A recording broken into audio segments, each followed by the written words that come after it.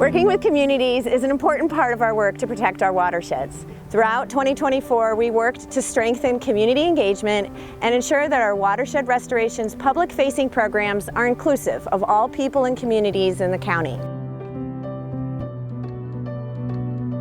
In 2024, our partnership with Montgomery County Public Schools flourished. We worked on stormwater management projects on school properties, engaging hundreds of students who got their hands dirty growing plants from seeds, planting gardens, and learning from the ground up how they can protect our environment.